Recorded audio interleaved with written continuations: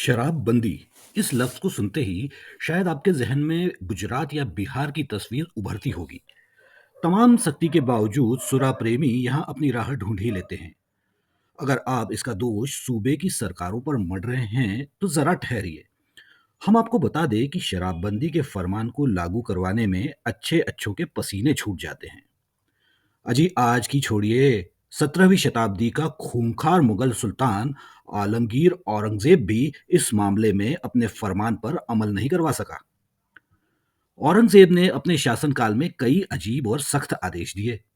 इसमें जजिया जैसे करों की सख्त वसूली, होली और नवरोज जैसे त्योहार मनाने पर रोक, नमस्कार की जगह सलाम अलैकुम का अभिवादन और गीत संगीत पर प्रतिबंध जैसे आदेश भी शामिल थे। सभी आदेशों को सख्ती से लागू किया गया।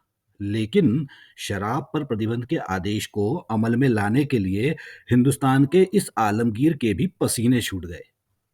वैसे तो औरंगजेब के हुक्म की नाफरमानी करने का मतलब अपनी जान से हाथ धोना समझा जाता था।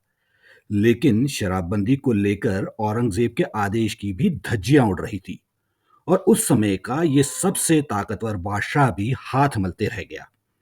औरंगजेब पर सबसे ज्यादा और विश्वसनीय काम करने वाले प्रतिष्ठित इतिहासकार जदुनाथ सरकार ने अपनी किताब औरंगजेब युग और जीवन में औरंगजेब के इतालवी सहयोगी निकोलस मनुची के हवाले से लिखा है कि औरंगजेब जब गद्दी पर बैठा तो शराब पीने वालों की तादाद इतनी बढ़ चुकी थी कि एक दिन औरंगजेब ने झल्लाते हुए कहा कि पूरे हिंदुस्तान में अब बस दो ही लोग बचे हैं जो शराब नहीं पीते हैं, एक वो खुद और दूसरा काजी।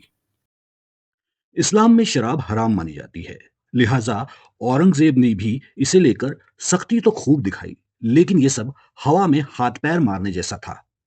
उसके मंत्रियों में से भी कई शराब पीते थे, लिहाजा उसकी हुकूमत में भी ये शराबबंदी का फरमान महज एक कागजी आदेश बनकर रह गया। तो जनाब, इस तरह से शराबियों और लिकर लॉबी के सामने दुर्दांत औरंगजेब को भी घुटने टेकने पड़े। ऐसे में लोकतांत्रिक सरकारें अगर इसमें असफल है तो ताज्जुब की भला क्या बात।